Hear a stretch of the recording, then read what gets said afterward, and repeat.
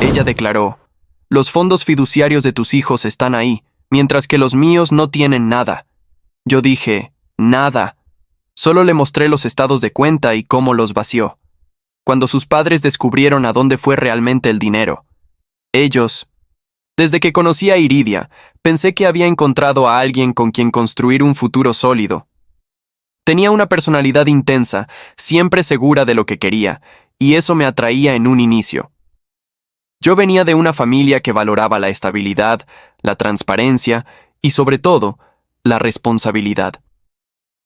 Mis hijos, fruto de un matrimonio anterior, tenían asegurado su bienestar gracias a fondos fiduciarios que sus abuelos y yo habíamos constituido con años de esfuerzo. Para mí era importante que, sin importar lo que ocurriera en mi vida, ellos tuvieran un respaldo que les permitiera estudiar, viajar o simplemente tener tranquilidad en el futuro. Cuando Iridia y yo empezamos a convivir, las conversaciones sobre dinero comenzaron a aparecer con frecuencia.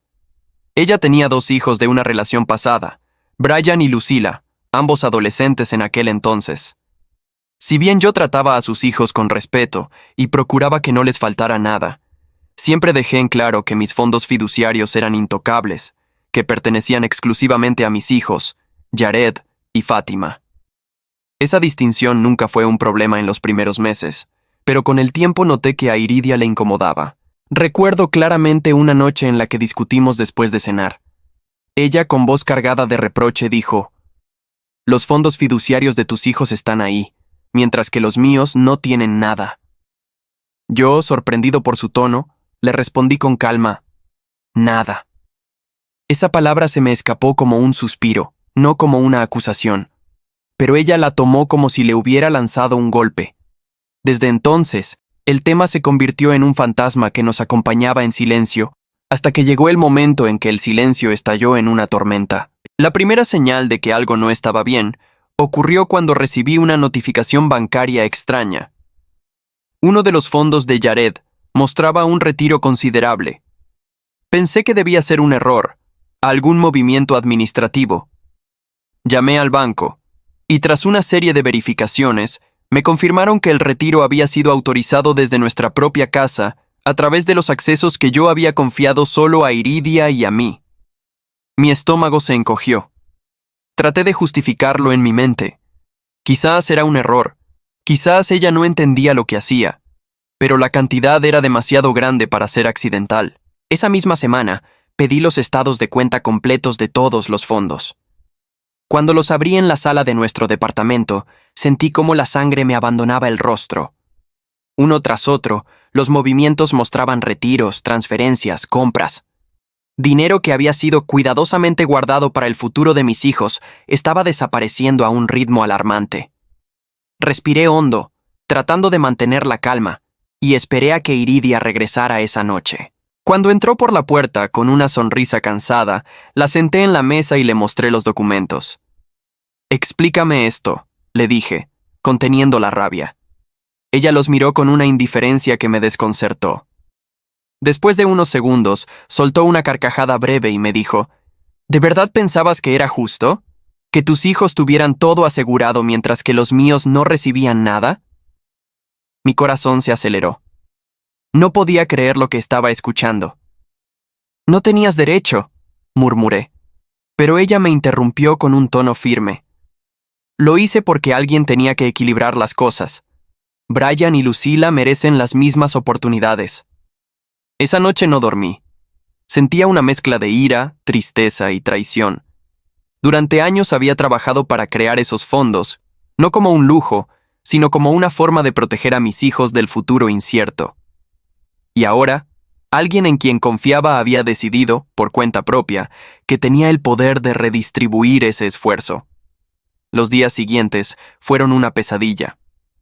Cada vez que intentaba hablar con ella, se defendía repitiendo la misma frase. Era injusto. Yo trataba de hacerle entender que no se trataba de justicia, sino de respeto por algo que no le pertenecía. Pero sus argumentos eran un muro. Decía que lo había usado para pagar cursos, viajes y gastos para sus hijos, aunque las cifras mostraban compras extravagantes, ropa de marca, incluso reservas en hoteles de lujo. El punto más difícil llegó cuando decidí hablar con sus padres, Otilio y Casimira.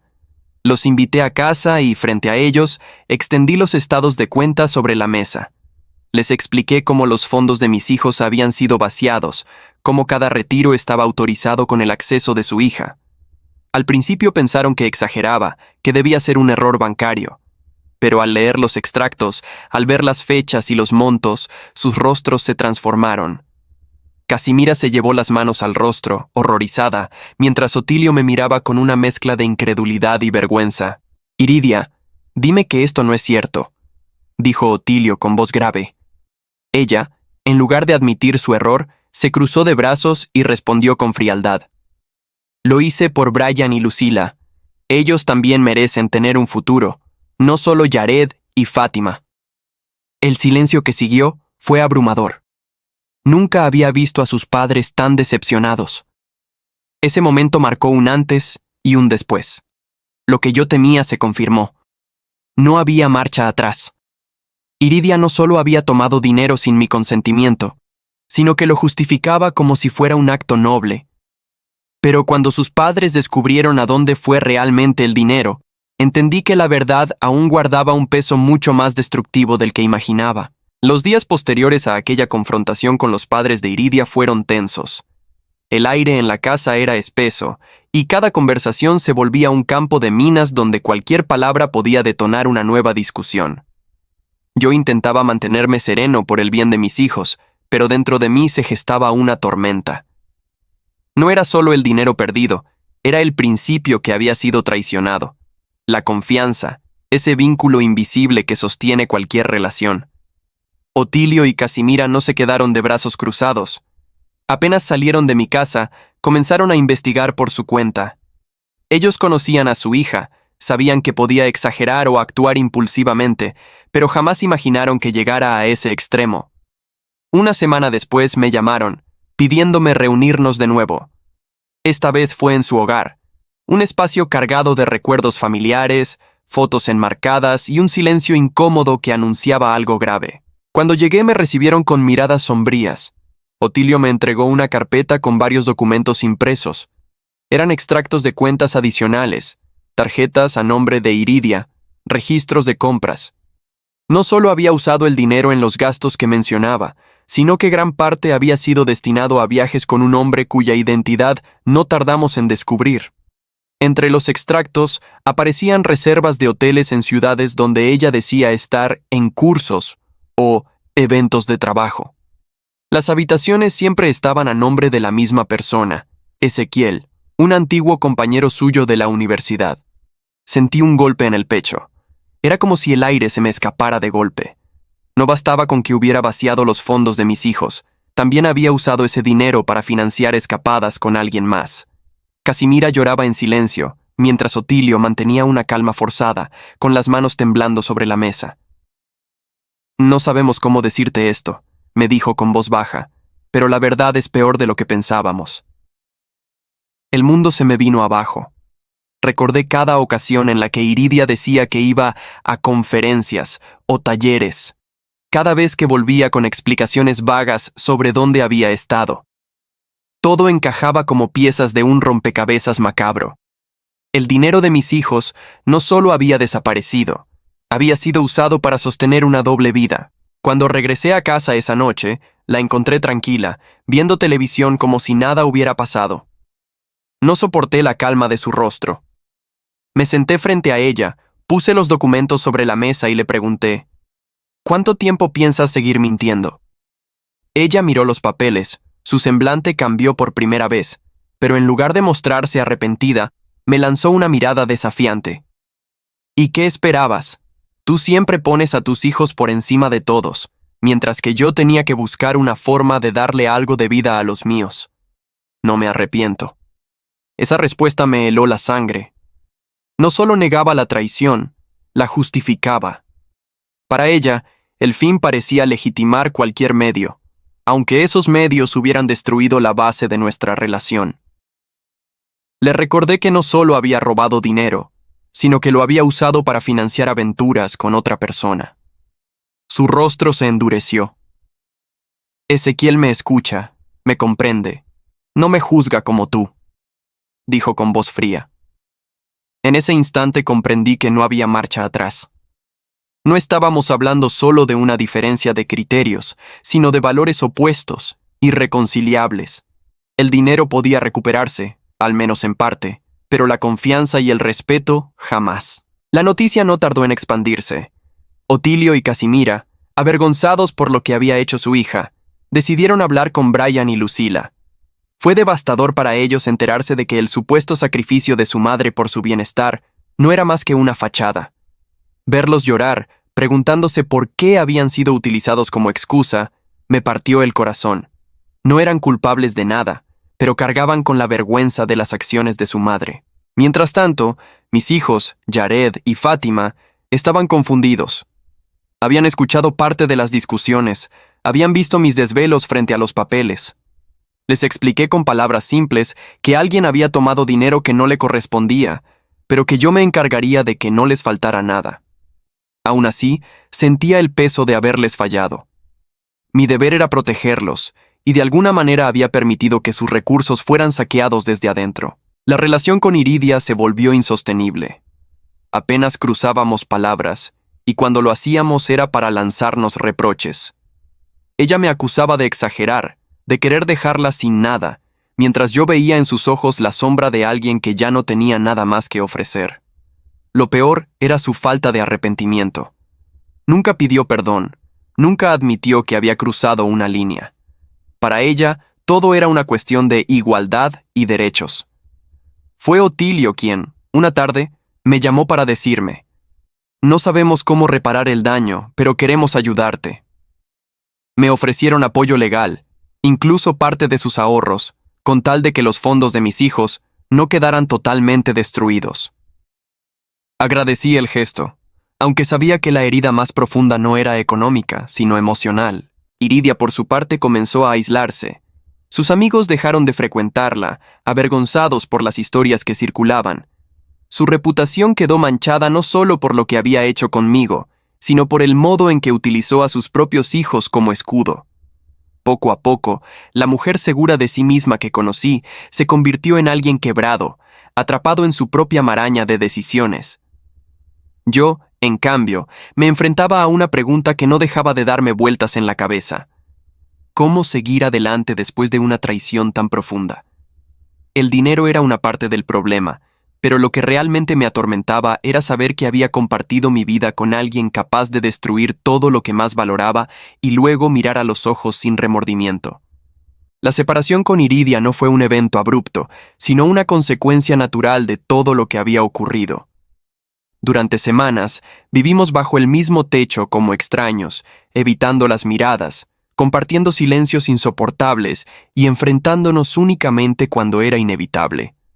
Los papeles sobre la mesa, los estados de cuenta y las pruebas de su traición permanecían ahí, como un recordatorio constante de lo que se había perdido.